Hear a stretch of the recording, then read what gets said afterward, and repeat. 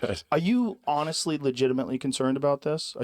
Is like AI one of your main worries in regards to the future? Yes, it's less of a worry than it used to be, mostly due to taking more of a fatalistic attitude.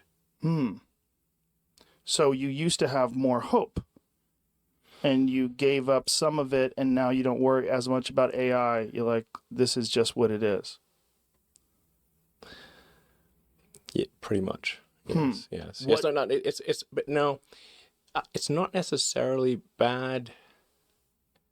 It's just, it's definitely going to be outside of human control.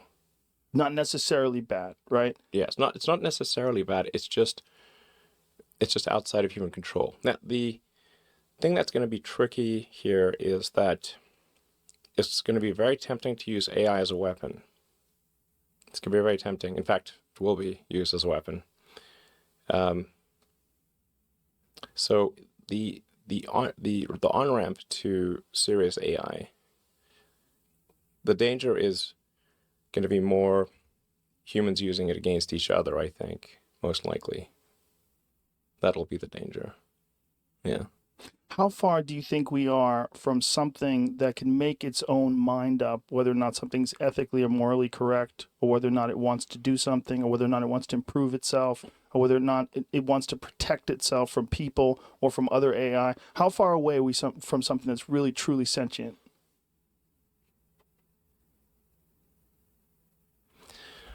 Well, I mean, you could argue that any group of people, like a company is essentially a cybernetic collective of people and machines. That's what a company is. And then there are there's different levels of complexity in the way these companies are formed. And then there's this sort of like a collective AI in the Google search,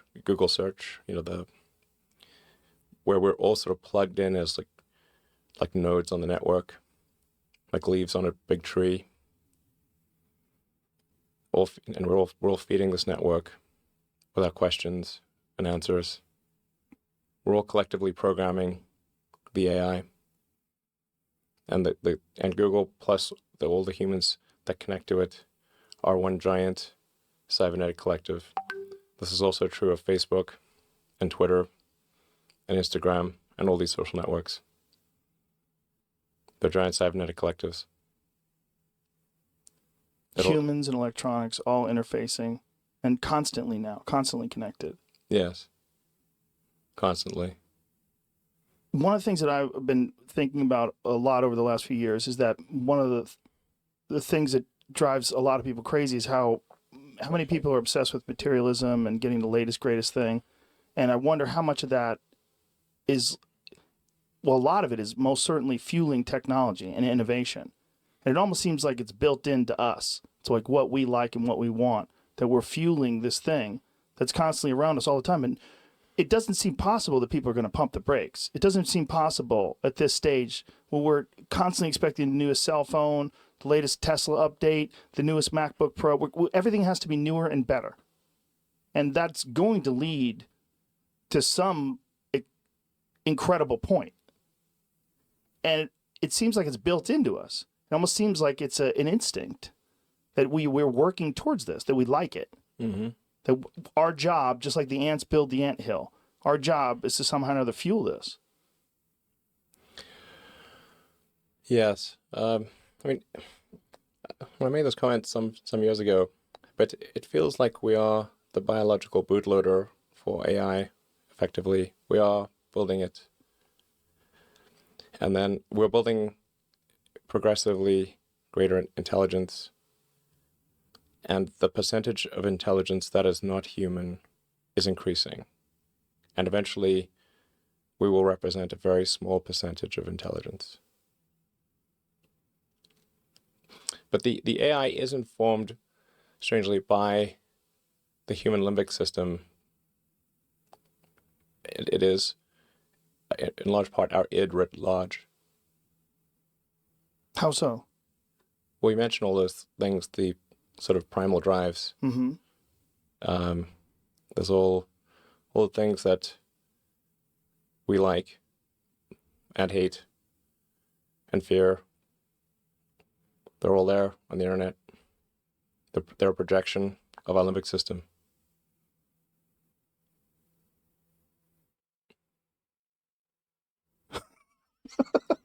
It's true. No, it makes sense. And the thinking of it as thinking of corporations and just thinking of just human beings communicating online through these social media networks as some sort of an organism it's a cyborg.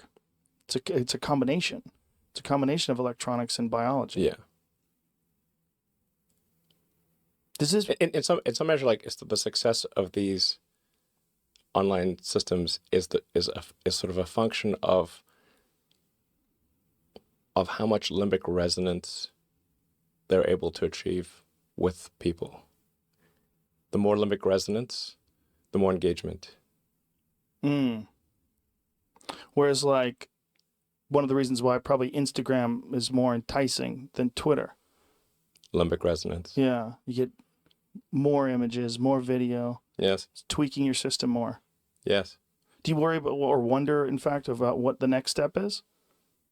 I mean, a lot of people didn't see Twitter coming, that, communicating with 140 characters or 280 now would be a thing that people would be interested in. Like, it's going to it's going to become more connected to us, right?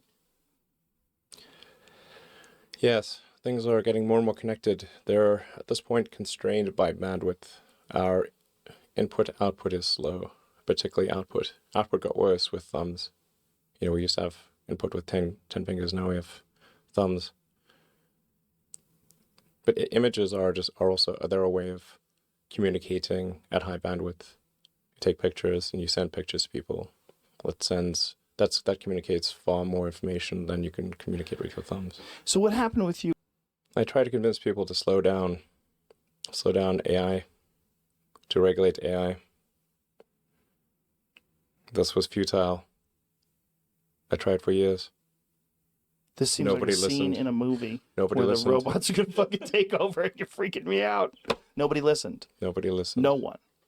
Are people more inclined to listen today? It seems like an issue that's brought up more often over the last few years than it was maybe 5-10 years ago. It seemed like science fiction.